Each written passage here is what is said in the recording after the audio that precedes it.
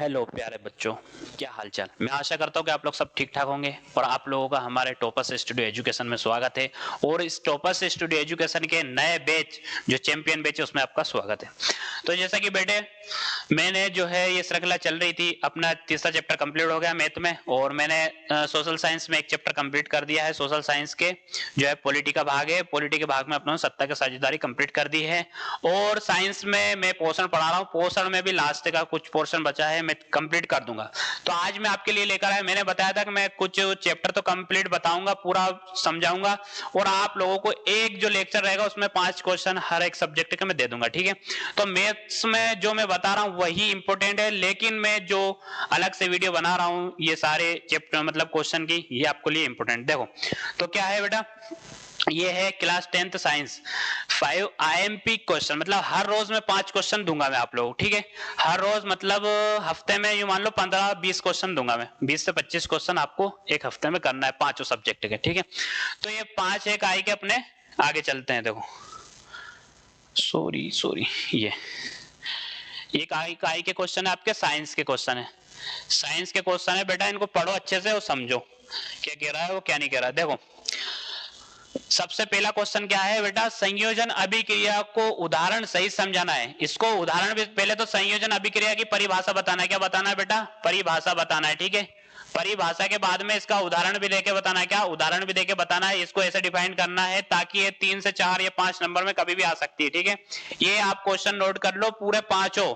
संयोजन अभिक्रिया को उदाहरण सहित समझाइए, ठीक है। हाँ समझा दिया। फिर क्या है, रासायनिक अभिक्रिया और रासायनिक समीकरण से आप क्या समझते हैं, वियोजन अभिक्रिया से आप क्या समझते हैं, उदाहरण सहित समझाइए। बेटा इसमें कितने क्वेश्चन बन रहे, देखो रासायनिक अभिक्रिया ये एक हो गया, रासायनिक समीकरण से आप क्या समझते हैं, ठीक है, ये दूसरा हो गया।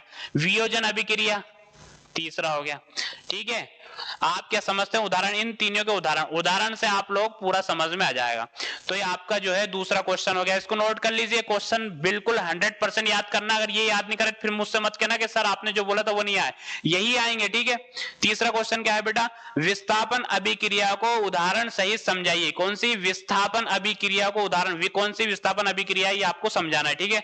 आप या तो मैं नोट्स में पढ़ा रहा हूं उसमें से जो भी क्वेश्चन है उसमें से याद कर लेना, या फिर आपकी परीक्षा बोर्ड परीक्षा अध्ययन या जो आपके स्कूल में किसी सर टीचर ने नोट्स बनवाए उसमें से कर लेना आप लोग, ठीक है। ये मैं क्वेश्चन ही क्वेश्चन लेकर आया हूं। नोट्स तो मेरे पास पूरा कंप्लीट रखा है, मैं उत्तर भी लेकर आता लेकिन उसमें समझाने में टाइम ज्यादा, इसलिए मैं क्वेश्चन ही क्वेश्चन ले आया हूं जो इंपॉर्टेंट है। बाकी चैप्टर में आपको पूरी जो रामायण रहती है, मतलब जिस तरीके से पूरी उसकी हिस्ट्री रहती है पूरी मैं आपको सुना देता हूं, वो आप लोगों ने देखा है, ठीक है। ये सिस्टम है। चौथा क्वेश्चन क्या है, विस्थापन, दिव्य विस्थापन अभिक्रिया किसे कहते हैं, उदाहरण सही उदाहरण देकर समझाना। दिव्य विस्थापन अभिक्रिया किसे कहते हैं, उदाहरण देकर समझाना है, ठीक है। कौन सी दिव्य विस्थापन अभिक्रिया, इसका उदाहरण देकर समझाना है, ठीक है। पांचवी क्या है, श्वसन को ऊष्माक्षेपी अभिक्रिया क्यों कहा जाता है, वर्णन कीजिए। इसका वर्णन करना है, यानी कि तुम वर्णन करोगे तो मेरे हिसाब से ये क्वेश्चन मान लो 4 से 5 नंबर में आ सकता है। वर्णन करने के बाद मतलब इसके बारे में पूरी खोल के बताना, भैया कैसा क्या सिस्टम है, सारे बात बताना है, ठीक है। फिर ये है वर्णन करना ऊष्मा छेपी और ऊष्मा शोषी अभिक्रिया को उदाहरण सहित, मतलब इसमें ऊष्मा छेपी और ऊष्मा शोषी अभिक्रिया को उदाहरण सहित इनको भी समझाना है, ठीक है। ये क्वेश्चन आपके का ही होगा बेटा, ये 5 क्वेश्चन हो गए साइंस के। अब चलते हैं आगे, आगे का आई के हैं, क्या लिखा रहा, champion batch class 10th English 5 IMP question, toppers studio education. बेटा यही हमारा चैनल टॉपर्स स्टूडियो एजुकेशन, इसको आप जो है सब्सक्राइब करो बेटा, जितना हो उतना फैला दो, क्योंकि अब जो है पढ़ाएंगे हम वही जो बोर्ड में आएगा, ठीक है। आगे चलते हैं, देखो क्या कह रहा है, व्हाट डिड लेंचो, ये जो लेंचो वाला चैप्टर है उसमें से है। What did Lencho hope for, what did Lencho's feelings when the hell stopped। ये आपको क्वेश्चन के आंसर याद करना है, ठीक है। मेरे पास लिखे हुए रखे, नोट्स बना हुआ रखा, मैंने खुद ने बनाया, लेकिन मैं वो नहीं दूंगा क्योंकि उसमें है ना, मैं जब इंग्लिश पढ़ाऊंगा लास्ट में उसमें मैं सारी चीजें समझाऊंगा और फिर आपको क्वेश्चन भी समझा दूंगा, याद हो जाएंगे, ठीक है। लेकिन अभी से आपको पढ़ के और याद करके रखना है, ताकि तब का इंतजार नहीं करना है कि सर आप जब समझाओगे जब भी याद हो जाएगा, ठीक है। दूसरा क्या है, why did Lencho said the, और क्या है, raindrop were like new coins, ये वाला क्वेश्चन याद करना है, ठीक है। तीसरा क्वेश्चन कौन सा है, how did the rain change what happened to Lencho's field, ठीक है, ये वाला क्वेश्चन करना है। और उसके बाद में चौथा क्या है, हु और what did Lencho have faith in, what did he do, ये वाला करना है। पांचवा करना है, क्वेश्चन लिख लो और लिखने के बाद में सारे क्वेश्चन याद करना है। अपने आप पे आईएमपी क्वेश्चन है ये, अपने आप में वेरी आईएमपी, वेरी आईएमपी, ये रटो। उसके बाद में मैं ग्रामर भी सारी चीज बताऊंगा, ठीक है। ये सारा सिस्टम हो गया आपके। उसके बाद में आगे चलते हैं, ये हो गया मतलब साइंस और इंग्लिश। अब काय पे चलते हैं, आगे चलते हैं। आगे काय का मामला है, आगे क्या है, ये है काय का है, इंग्लिश के है ये, तो ये है सोशल साइंस। क्या है बेटा, सोशल साइंस।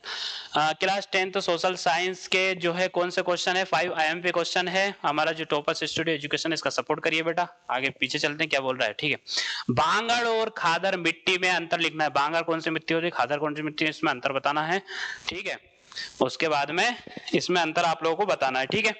और उसके बाद में क्या है, खनिजों के संरक्षण से आप क्या समझते हैं, किसके, खनिजों के संरक्षण से आप क्या समझते हैं, इसमें आप लोगों को अंतर बताना है ना। दूसरा क्वेश्चन ये हो गया आप लोगों का। फिर तीसरा क्वेश्चन क्या है बेटा, तीसरा क्वेश्चन है सकल कृषि क्षेत्र क्या है और एजेंडा 21 क्या है। इन दोनों के ये दो क्वेश्चन बन रहा है बेटा। कौन सा, एक तो ये क्वेश्चन बन रहा है, कौन सा क्वेश्चन, एक ये है सकल कृषि क्षेत्र क्या है, ठीक है। और दूसरा क्वेश्चन क्या है, एजेंडा 21 क्या है, एजेंडा 21 क्या है, ठीक है। ये आपके सारे मामले हैं। पहला क्वेश्चन ये हो गया, दूसरा ये हो गया, तीसरा ये हो गया। और चौथा क्या कहता है, मृदा संसाधन क्या है, मतलब मृदा जो संसाधन होता है उसको कैसे क्या डिफाइन करना है, सारी चीजें। मृदा अपर्दन किसे कहते हैं, मृदा संसाधन और मृदा अपर्दन, इन दोनों के जो है परिभाषा भी आप लोगों को बताना है। और उसके बाद में आप लोगों को इसमें अंतर भी करने के लिए मिल जाएगा। आप परिभाषा अच्छे से बता देंगे ना, तो आप लोग इसमें अंतर भी अच्छे से बता देंगे, ठीक है। फिर पांचवा क्या है, पहाड़ी क्षेत्र में मृदा अपर्दन के रोकथाम के उपाय लिखिए। चादर और अपर्दन किसे कहते हैं, चादर अपर्दन किसे कहते हैं, ये भी चीजें बताना है। और क्या, पहाड़ी जो क्षेत्र है में मृदा अपर्दन के रोकथाम के उपाय, जो मृदा अपर्दन को रोकती है वो पहाड़ी क्षेत्र में, उसके उपाय बताना है। ये सारी चीज काय की हो गई, ये पहला, दूसरा, तीसरा, चौथा, पांचवा, ठीक है। ये क्वेश्चन काय का हुआ, सोशल साइंस के। अब हिंदी की ओर चलते हैं, हिंदी की ओर, हिंदी की ओर आ गया, ठीक है। Class 10th Hindi 5 IMP question, ठीक है। टॉपर से स्टूडियो एजुकेशन हमारा इंस्टीट्यूट है, ठीक है। आप लोगों को इसका सपोर्ट करना चाहिए मेरे हिसाब से, और आप लोग करो बेटा। इस लोगों का सपोर्ट, इस चैनल का सपोर्ट नहीं करोगे तो आप लोग कुछ नहीं कर पाओगे। क्यों, क्योंकि इस चैनल पे हम वो चीज प्रोवाइड करवाते हैं जो कोई करवा ही नहीं सकता, फ्री में करवाते हैं बेटा, ठीक है। आगे चलते हैं, क्या है, गोपियों के अनुसार, किसके अनुसार, गोपियों के अनुसार राजा का धर्म क्या होना चाहिए। ये गोपियां क्या पूछती है, उनके अनुसार बताना है कि राजा का धर्म क्या होना चाहिए, क्या नहीं होना चाहिए। ये आप जो क्वेश्चन लिखे हैं 5 इनको याद करना है। बाद में मैं जब है ना आपको समझाऊंगा ना, जब और भी समझ में आया, लेकिन याद करके रट के रखना है, बोलो हाँ, ठीक है। फिर क्या है, दूसरा क्वेश्चन, कवि निराला जी बादल से फुहारा रिम झिम या बरसने के स्थान पर गरजने के लिए क्यों कहते हैं। क्या कहता है, कवि निराला जी बादल से फुहारा, बादल से फुहारा रिम झिम या बरसने, रिम झिम या बरसने स्थान पर गरजने के लिए क्यों कहते हैं। मतलब जो रिमझिम से है उसके लिए, बरसने के लिए और गरजने के लिए क्यों कहते हैं। ये किसके, कवि निराला जी बादल से फुहारा, मतलब बादल से कह रहा है, किससे, बादल से कवि निराला जी, ठीक है। तीसरा प्रश्न क्या है, संगतकार और उसकी पराजय का प्रतीक नहीं है क्यों, संगतकार और उसकी पराजय का प्रतीक नहीं है, क्यों नहीं है, ये आप लोगों को बताना है, ठीक है।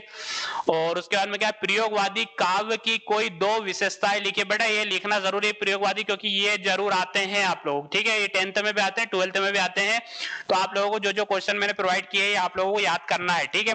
और बाद में मैं अच्छे से समझा दूंगा, ठीक है, हाँ ठीक है।